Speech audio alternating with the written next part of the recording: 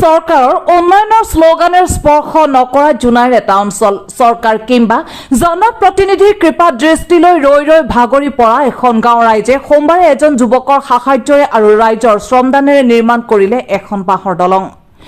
জানিব পৰা মতে জোনাই বাহিৰ জোনাই গাঁও পঞ্চায়তৰ অন্তৰ্গত ৰহিতপুৰ দেউৰীস্থিত গড়কাপ্তানি পথৰ পৰা বেৰা জলডুবি হৈ অঞ্চলটোৰ 9খন গাঁৱলৈ সংযোগী এটা পথত থকা গোসাই নলাৰ ওপৰত কোনো ধৰণৰ দলং কিংবা কালভাৰ্ট নথকাত বেৰা জলডুবি হৰিপুৰ মিচিং কুটুমচুবা নলনীপাম মেজগাঁও বড়োগাঁও আদি কৰি প্ৰায় 9খন গাঁও ৰাইজে যাতায়াতৰ ক্ষেত্ৰত ভুগি আহিছে চৰম যাতনা। বিশেষকৈ ৰোগীক চিকিৎসা লৈ নিয়া তথা স্কুল কলেজৰ ছাত্ৰ ছাত্ৰীয়ে নলাটো পাৰ কৰি যাবলগীয়া হোৱাত যথেষ্ট সন্মুখীন হৈছে অসুবিধাৰ। বিশেষকৈ নলাটোৰ লগতে পথটো সম্পূৰ্ণৰূপে বিধ্বস্ত হৈ পৰাত যাতায়াতৰ ক্ষেত্ৰত অঞ্চলটোৰ ৰাইজে ভুগিছে চৰম দুৰ্ভোগ। পথটো নিৰ্মাণ কৰাৰ লগতে নলাটোৰ ওপৰত এটা পকী কালভাৰ্ট নিৰ্মাণৰ বাবে বহুবাৰ নিবেদন কৰাৰ পিছতো পঞ্চায়ত প্ৰতিনিধিয়ে হওক কিংবা মিচিং স্বায়ত্ত শাসিত পৰিষদে হওক কোনো ধৰণৰ গুৰুত্ব প্ৰদান নকৰাৰ অভিযোগ কৰিছে ভুক্তভোগী ৰাইজে। এনে সময়তে জোনাইৰ অবিনাশ নাৰ্জাৰী নামৰ এগৰাকী সমাজকৰ্মীয়ে যোগান দিয়া ভলুকা বাঁহ জাতি বাঁহ তাঁৰ আদি সামগ্ৰীৰে বেৰা জলডুবি গাঁৱৰ ৰাইজৰ শ্ৰমদানেৰে সোমবাৰে নিৰ্মাণ কৰা হ'ল এখন বাঁহৰ দলং। আনহাতে যি সময়ত চৰকাৰ কিংবা জনপ্ৰতিনিধিয়ে গোসাই নলাৰ ওপৰত এটা পকী কালভাৰ্ট নিৰ্মাণৰ গুৰুত্ব নিদিলে তেনে সময়তে সমাজকৰ্মী অবিনাশ নাৰ্জাৰীৰ সাহায্য প্ৰদানেৰে সাময়িকভাৱে হলেও এখন বাঁহৰ দলং পোৱাত উৎফুল্লিত হৈ পৰা দেখা গৈছে ৰাইজৰ মাজত।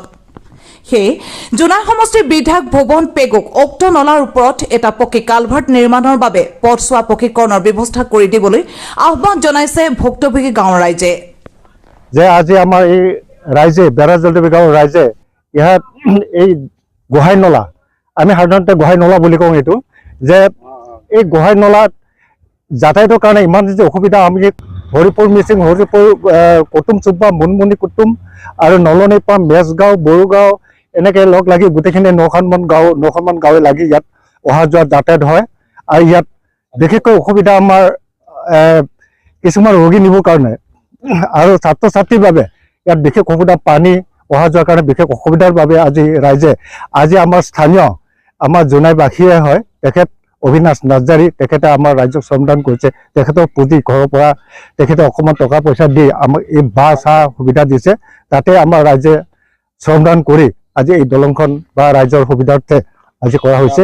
ইয়াত যোৱা কাৰ্যকালত আমাৰ 2020 চনতে আমাৰ এই আলিটো ভাঙিছিলে বেৰাচাপুৰিত। এই তাত 20 চনৰ পৰা আজি 24 চনলৈকে আজি আমাৰ পঞ্চায়ত উকলি গ'ল, তেওঁলোকে কোনো কাণসাৰ নিদিলে আৰু জনপ্ৰতিনিধি তেওঁলোকৰ কাণসাৰ নিদিলে। আমি বহুতো আবেদন নিবেদন কৰিছে, তেওঁলোকক জনাই আছো, তথাপিও তেওঁলোকে কোনো কাণসাৰ নিদিয়াৰ বাবদ আজি আমি ৰাইজে ব্যস্ত হ'বলগীয়া হৈছে আৰু শ্ৰমদান কৰিবলৈ বাধ্য হৈছো।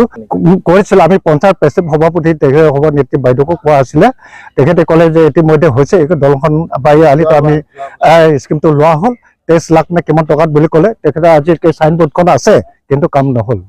সেইটো কাৰণে শুনিছো, লোকৰ মুখৰ পৰা শুনিছো যে এই স্কিমটো ক'বলৈ ডাইভাৰ্ট হৈছে বুলি কোৱা যেন তেনেকে গম পাইছো। তাতে আমাৰ ইয়াত আমাৰ এই লাগতিয়াল কামটো নকৰি তেওঁলোকে ডাইভাৰ্ট কৰাটো তাতে আমাৰ বহুত বেয়া লাগিছে।